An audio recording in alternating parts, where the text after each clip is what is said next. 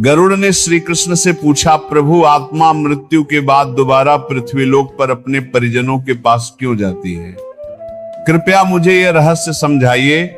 श्री कृष्ण बोले, हे गरुड़, इस पृथ्वी लोक पर जिसने भी जन्म लिया है उसे एक ना एक दिन इस नश्वर देह का त्याग करना ही पड़ता है। मृत्यु संसार का अटल सत्य है, परंतु उसकी परतों में छिपा रहस्य बहुत गहरा है। आज वेग बाण के इस आध्यात्मिक प्रवाह में हम उसी रहस्य का द्वार खोलने जा रहा हूं। ध्यान पूर्वक सुनो। कोई व्यक्ति जब इस शरीर को छोड़ता है, उसके तुरंत बाद उस आत्मा के साथ क्या होता है? आत्मा आखिर कहां जाती है? और क्यों आत्मा मृत्यु के बाद ठीक 24 घंटे के भीतर अपने ही घर लौटती है? क्या यह केवल दर्शन होता है या इसके पीछे भी कोई बड़ा कारण छिपा है? गरुड़, हर मनुष्य की देह पंचतत्व में विलीन होती है। उसी क्षण यमराज के दूत वहां उपस्थित होकर उस आत्मा को अपने साथ ले जाने की तैयारी करते हैं। आत्मा को तुरंत यमलोक नहीं ले जाया जाता, बल्कि पहले उसके संपूर्ण जीवन के कर्मों, पुण्य और पाप का लेखा जोखा एक सूक्ष्म रूप में तैयार होता है। इसी दौरान यमदूत आत्मा को थोड़े समय में ही उसके घर वापस छोड़ देते हैं और यही अवधि लगभग 24 घंटे मानी जाती है।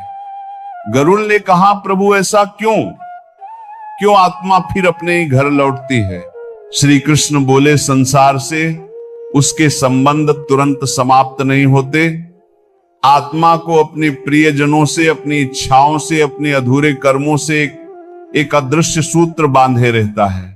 इसलिए जब वो वापस घर आती है तो वह अपने परिजनों के बीच ऐसे ही घूमती है जैसे जीवित अवस्था में रहती थी। वह पुकारती है, आवाज देती है, रोती है, हाथ बढ़ाती है, पर न तो उसकी आवाज सुनी जाती है, ना उसकी उपस्थिति महसूस होती है। उसका दुख ये होता है कि वह अपने ही शरीर में वापस उतरना चाहती है, लेकिन यमदूतों के पाश ने उसे बंधन में न रखा है। इसीलिए चाहे जितना प्रयास करे वह पुराने शरीर में प्रवेश नहीं कर सकती।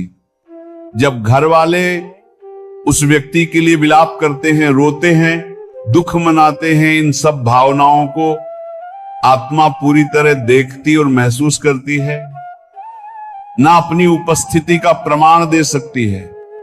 अब गरुड़ ने कहा, प्रभु, क्या आत्मा केवल अपने घर के दर्शन करके लौट जाती है? नहीं प्रिय गरुड़, यह अवधि विशेष रूप से इसलिए होती है ताकि मृत्यु के बाद जो 10 दिनों तक पिंडदान किया जाता है, उसी के द्वारा आत्मा का सूक्ष्म शरीर धीरे धीरे निर्मित हो सके। पहले 10 दिन किए गए प्रत्येक पिंडदान से आत्मा के शरीर के अलग अलग भागों का निर्माण माना गया है। कहीं उसके इंद्रियों की क्षमता, कहीं उसकी सूक्ष्म ऊर्जा, कहीं उसके यात्रा योग्य शरीर का आकार। फिर 11वें और 12वें दिन का पिंडदान उसके सूक्ष्म शरीर को स्थिरता प्रदान करता है, जिससे उसमें शक्ति, मांस, त्वचा और यात्रा के लिए आवश्यक ऊर्जा आती है।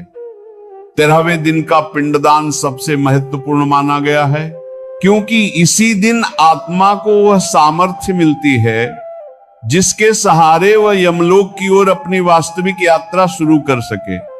यही कारण है कि हिंदू परंपरा में 13वीं का विधान अत्यंत विशेष माना गया है, क्योंकि इसी दिन आत्मा के सभी बंधन ढीले होते हैं और वह अपने आगे के मार्ग की ओर बढ़ने लगती है। गरुड़ ने कहा, प्रभु, कृपया बताइए, क्या 13वीं के बाद आत्मा सीधे स्वर्ग या नरक पहुंच जाती है? श्री कृष्ण ने कहा, नहीं गरुड़, मृत्यु के बाद आत्मा को यमलोक तक पहुंचने में लगभग 1 वर्ष का समय लग सकता है। यह यात्रा अत्यंत कठिन, सूक्ष्म और तपपूर्ण बताई गई है। इस 1 वर्ष में उसे लगभग 16 या उससे अधिक प्रकार के सूक्ष्म मार्गों से गुजरना पड़ता है, जिन्हें प्रेत यातना मार्ग कहा गया है। हर मार्ग आत्मा को उसके कर्मों के अनुरूप सुख या दुख प्रदान करता है। यदि व्यक्ति पुण्यात्मा था तो मार्ग सुगम, मधुर और शांतिपूर्ण होता है।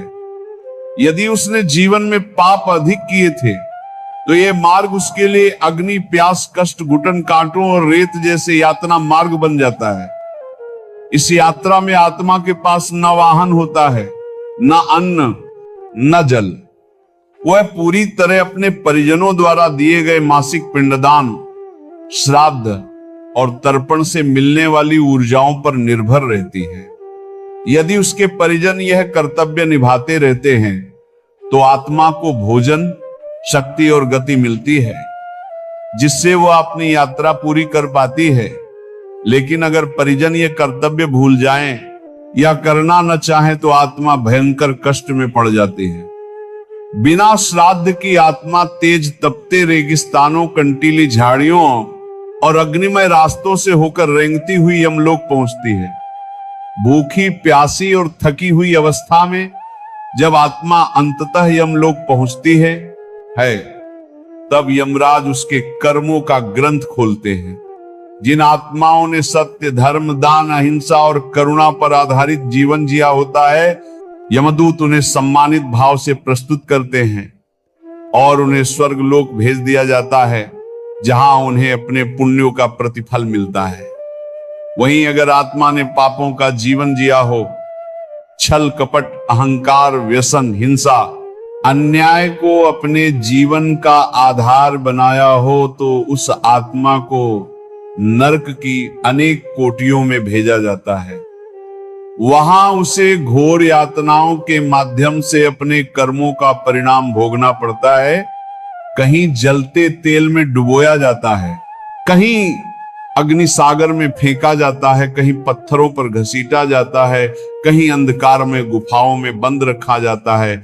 जब आत्मा अपने पापों का भार उतार देती है तब उसे पुनर्जन्म मिलता है, और यह पुनर्जन्म उसके कर्मों की गहराई के अनुसार मानव, पशु, पक्षी या किसी निम्न योनि में भी हो सकता है। यदि किसी व्यक्ति पर कोई कर्ज बचा हो, कोई कर्तव्य अधूरा छूट गया हो या किसी का अधिकार उसने छीन लिया हो, तो मृत्यु के बाद उसकी आत्मा को विशेष रूप से बेचैनी होती है।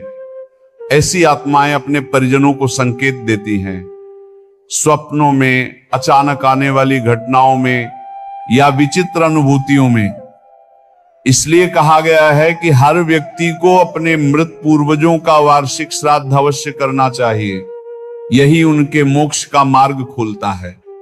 श्री कृष्ण ने कहा, प्रिय गरुड़, मृत्यु अंत नहीं है, ये आत्मा की अगली यात्रा का प्रारंभ है। और ये यात्रा तब सुगम बनती है जब हम धर्म, कर्तव्य, करुणा और सदाचार को जीवन का मूल बनाएं।